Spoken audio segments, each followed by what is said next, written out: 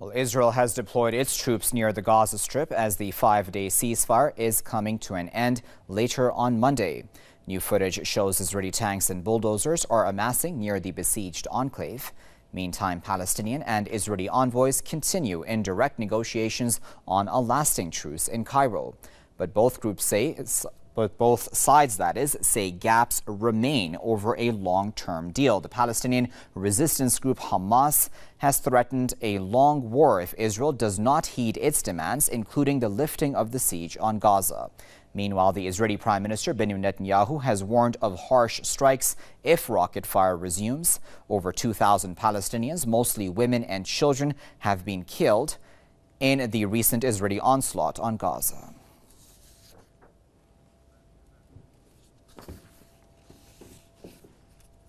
We're now joined by Hisham. As I said, Hisham, at this time, it seems that you're standing right in front of rubble. Tell us where you're standing, firstly, and secondly, also tell us what are the expectations now that this ceasefire is coming to an end today?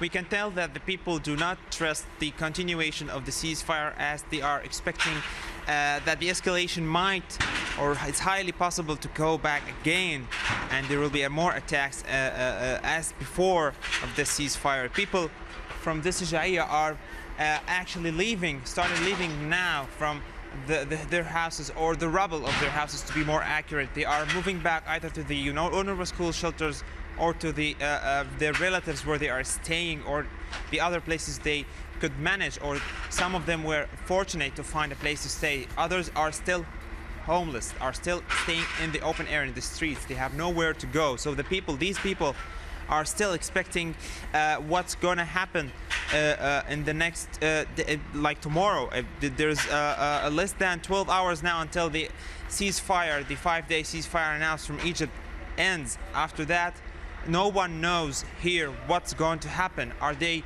going to witness another ceasefire, and they are going to keep living this way with no certainty whether there's going to be an end of this attack or not? Or we will witness tomorrow a continuation of the attack, another bombardment and airstriking and shelling falling on the heads of these people in this neighborhood again. So until now, the people are hoping actually for an extension for the ceasefire. As you can see, the emergency teams are trying to do the maintenance over here. They're trying to open the roads for the civilians in order to reach their homes, as all the houses are like mashed on each other. They are destroyed, demolished entirely, covering all the streets. So the municipality, the Gaza municipality, is trying at least to open these roads, these blocked roads, in front of the civilians in order to reach their homes, collect what's left of their belongings, and get out of this area as soon as possible before the end of the ceasefire. Hisham, explain for us the scenes that we're seeing behind you, and you just showed us of the streets being cleared. How common is this throughout Gaza? This location where I am standing, actually here, there used to be at least 4 houses. Each one of them is at least 3 floors. They are entirely wiped out.